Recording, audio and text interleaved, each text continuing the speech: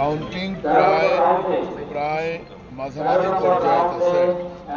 এতিয়াও প্রায় 3 লাখ ভোট কাউন্টিংয়ের বাকি আছে।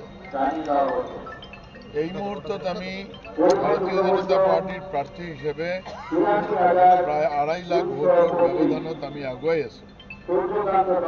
আৰু যেনেকুৱা আমি গতি আমি দেখি আছোঁ, ইয়াতে হয়তো 3 লাখ ডিফাৰেন্সে ভাৰতীয় জনতা পাৰ্টি বিজয় সাব্যস্ত কৰিব।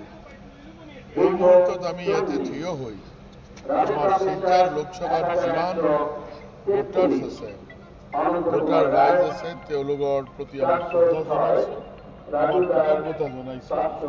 আৰু লগে লগে আমাৰ দলেৰ যিসকল বুথ স্তৰেৰ পৰা আৰম্ভ কৰি ৰাজ্যিক ৰাষ্ট্ৰীয় স্তৰেৰ নেতৃবৰ্গ, তেওঁলোকক আমি আন্তৰিকতাৰে আমাৰ শ্ৰদ্ধা কৃতজ্ঞতা যাচিছোঁ।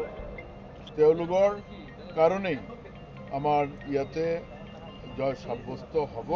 আজিৰ দিনত এতিয়ালৈকে আমি হৈছে কথাটো ক'ব পৰা নাই, কাৰণ এতিয়াও প্ৰায় 3 লাখ ভোটেৰ কাউন্টিং বাকি আছে। কিন্তু যেনেকুৱা ভোটেৰ এটা ট্ৰেন্ড আপোনালোকে লক্ষ্য কৰিছে, প্ৰতিটা ৰাউন্ডত আমাৰ 30, 40, 50, 60 হাজাৰকে আমি আগুৱাই আছোঁ। কাজেই ভারতীয় জনতা পার্টির জয় ইয়াতে নিশ্চিত হ'ব। আর আমি ইয়াতে থিয় হৈ আপোনালোকৰ জৰিয়তে আমি পৰম শ্ৰদ্ধাৰ শিলচৰ লোকসভা কেন্দ্ৰেৰ ৰাজ্যক আমি শ্ৰদ্ধা যাচিছোঁ, কৃতজ্ঞতা যাচিছোঁ। কাৰণ কাছাৰ আমাৰ ৰাজনীতি দীৰ্ঘদিনীয়া ৰাজনীতি।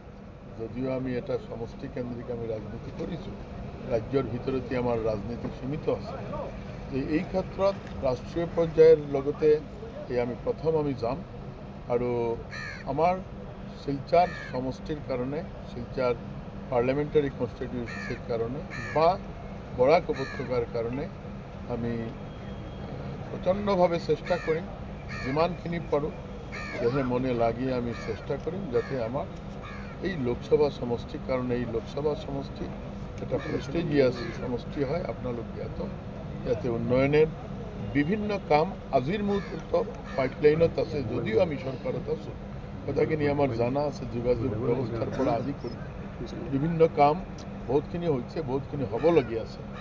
আটাইতকৈ ডাঙৰ কথা যে আজিৰ দিনত নিবনুৱা সমস্যা আপোনালোক জ্ঞাত।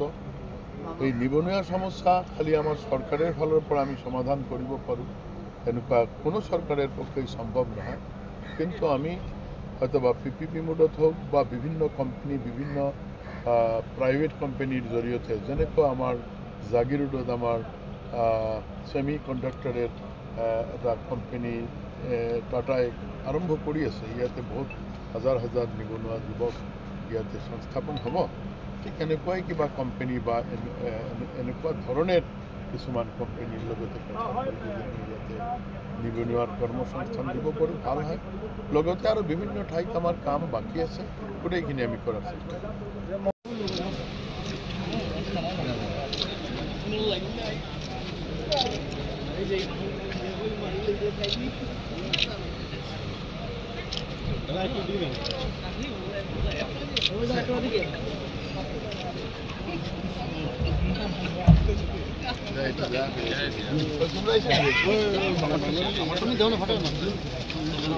তোমৰা